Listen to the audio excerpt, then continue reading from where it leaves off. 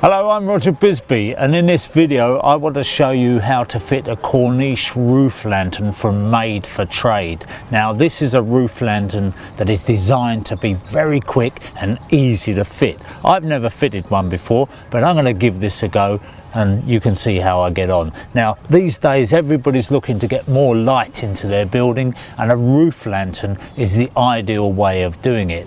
They actually are made to measure, and they go up to a maximum size of 6 meters by 4 meters, which is huge. Not only that, they reckon that they're twice as strong as most of the competition out there. So they're really well engineered, and once they're fitted, they're trouble free. So I'm going to get on. The first thing I notice is how well packed they are.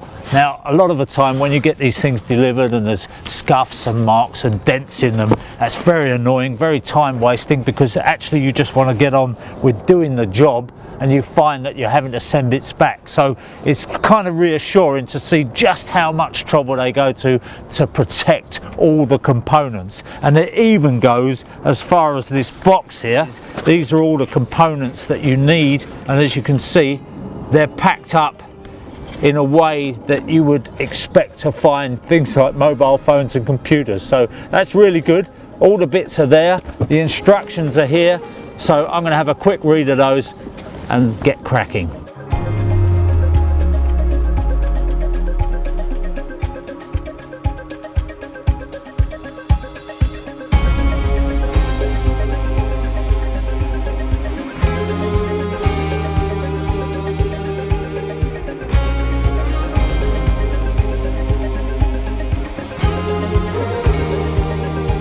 Now you might be a little bit concerned that this thing is held together with cable ties on each corner, but actually all they're there for is to locate these corners, keep them really snug and tight, so that when we put the screws in or when we put the hips on, these won't spread apart. So they're just a temporary thing. We're going to cut them off afterwards. Now when I first saw this Korniche product, it said that you don't need silicone to put it together, so I didn't actually bring the silicone with me, but then I discovered that actually you do need silicone just around the base, just where it sits onto your upstand, and that's because site variations, you know, the way people build upstands is always different. So the sealing is done around the bottom, and after that the rest of the construction doesn't need any silicone.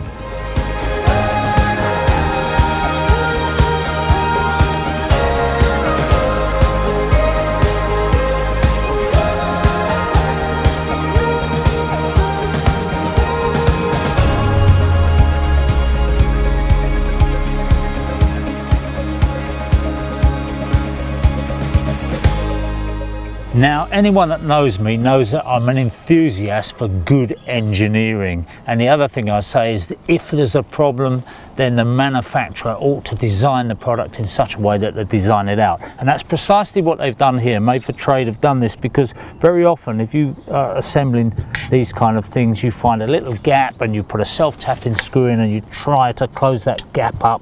But if you look at this, the way this is done, it's got this tapered washer on. So when you put your bolt in, start doing your bolt up, and as soon as that finds the hole underneath, that tapered washer pulls the joint nice and tight. So that really is a clever bit of design, and you can see that once that's done, that's a really nice close fit. And what we've got on here is these seals, so it's important. These are actually all factory fitted, ready to go, and this is the reason why you don't need to worry about applying silicone on these fittings or anything like that, because that lovely soft rubber seal is there ready to take the glazing. And of course, if you know anything about these kind of products, you know that in a way, if it did leak on that outside, it would only run down to the edge anyway, so you've got a double defense on it. Now I always wonder about how much you should tighten things up, especially when you're talking about aluminium, but actually if you look, this says 10 Newton meters, which is a lot, so you can crank them up quite nicely. And the great thing is that in the castings themselves, in the aluminium castings, they've put a steel helical insert in there, which means it's really beefy, and also it virtually eliminates cross threading, so once it finds that thread, it's going in straight.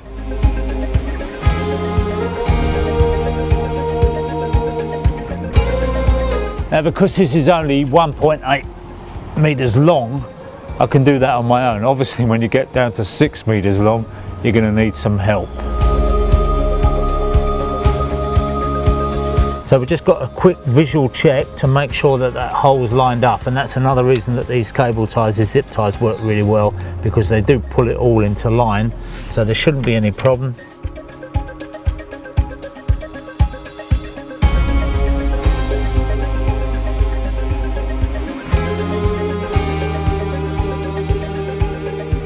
So now with those bolts in the corners, it's really pulled the whole thing in, and of course it's brought it in dead square. It's absolutely rigid and in perfect alignment.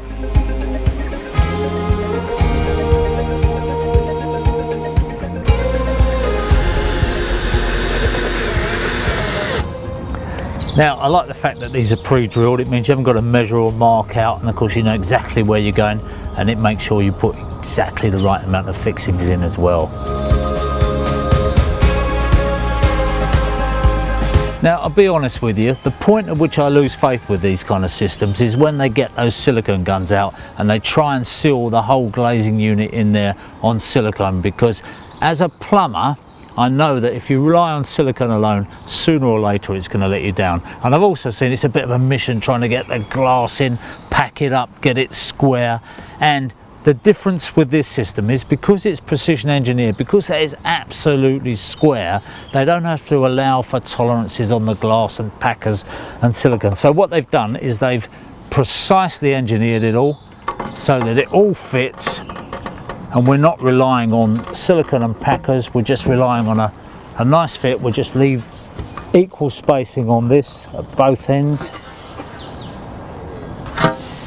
and then it pushes into place. So this genuinely is my first ever attempt at this, so let's see how I get on.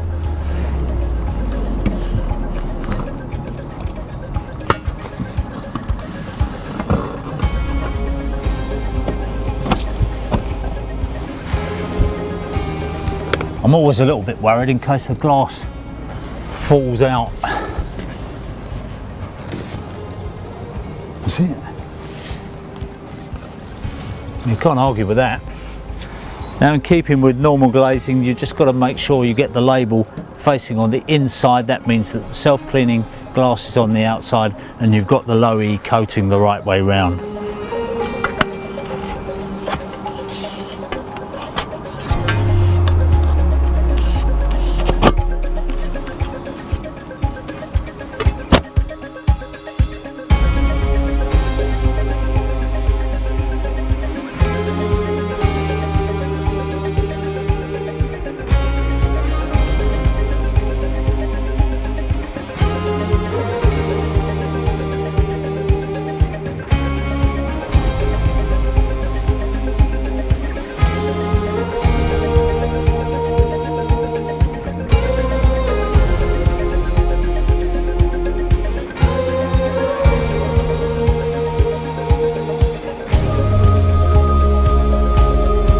Now, at the risk of getting a little bit too sort of gushing about this product, I mean, it really is quite incredible. They've anodized these little pins here, and this is die-cast aluminium, and the reason they do that is because this is a completely thermally broken window, so it cuts down completely on the cold bridging to achieve the highest U value.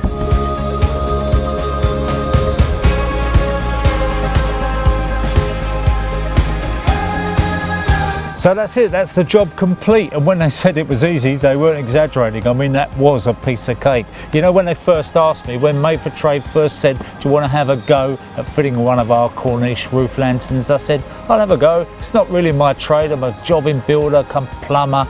But having fitted it, I'm just amazed how easy it is. The reason they had confidence in this product is because they've engineered out all those problems that are normally associated with this kind of product.